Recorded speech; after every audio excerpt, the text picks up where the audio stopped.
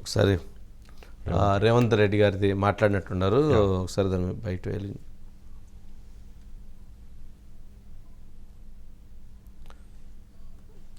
రేవంత్ రెడ్డి గారు మాట్లాడినట్టున్నారు. అంటే కేసీఆర్ గారి ఇంట్లో మౌనంగా ఏం కూర్చోలేదు. ఆయన బీజేపీతో టచ్లో ఉన్నారు, బీజేపీతో ఆయన మంత్రాలు జరుపుతూనే ఉన్నారు. కాబట్టి బీఆర్ఎస్ బీజేపీ రెండు ఒకటే. మొన్న ఎన్నికల్లో అయితే ఎలా ఉన్నాయో రేపు బహిర్గతంగా అంతే స్థాయిలో వాళ్ళు కలిసి పనిచేయాలని నిర్ణయించుకుంటున్నారు.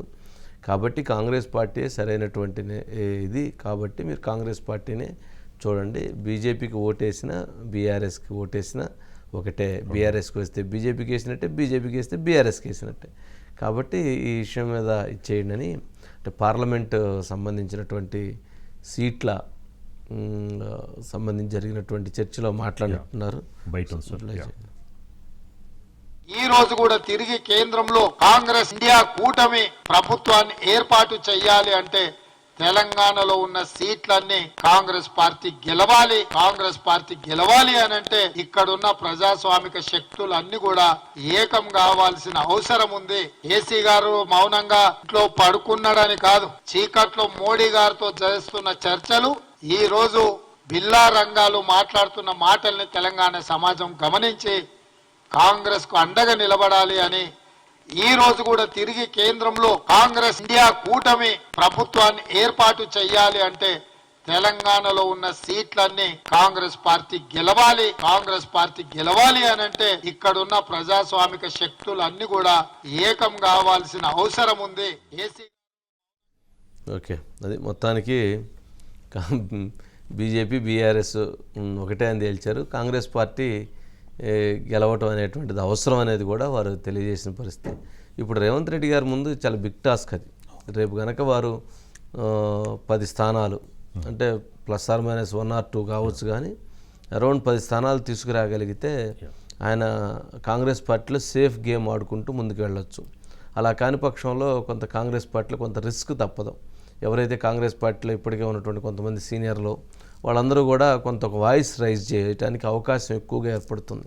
అందుకని ముఖ్యమంత్రి రేవంత్ రెడ్డి గారు ముందున్నటువంటి బిగ్ టాస్క్ ఏందంటే ఎన్నికలలో కాంగ్రెస్ పార్టీని విజయపథాన్ని నడిపించటం. అదే వారి ముందున్నటువంటి తక్షణ కర్తవ్యం. అందుకనే చాలా కామ్ గోయింగ్గా, చాలా స్మూత్ గోయింగ్గా, చాలా ఆలోచించి వేగంని పనిలోనే చూపిస్తూ, ఆవేశంలో ఎక్కడా లేకుండా ఆలోచనతో ముందుకు వెళుతూ, అనర్థాలు రాకుండా చూసుకుంటూ ముందుకు వెళుతున్నటువంటి పరిస్థితిని మనం ముఖ్యమంత్రి రేవంత్ రెడ్డి గారిలో చూసాం. ఈ 50 రోజుల ముందు ఉన్న రేవంత్ రెడ్డి గారు అత్యంత వేగవంతమైనటువంటి దురుసుమైనటువంటి పరుషమైనటువంటి పదజాలాలతో దూసుకు వెళ్ళినటువంటి రేవంత్ రెడ్డి గారు 50 రోజుల క్రితం ఉన్నాడు.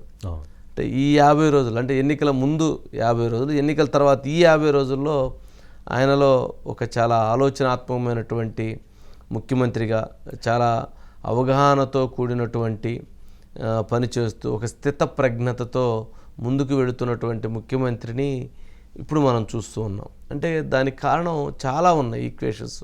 కాంగ్రెస్ పార్టీలో ముఖ్యమంత్రి కుర్చీలో కూర్చోవటం అని అంటే అంత చిన్న ఇష్యూ కాదు. అక్కడ ఏదైనా జాతీయ పార్టీలో అలా కూర్చోవడానికి చాలా అంశాలు ఉంటాయి.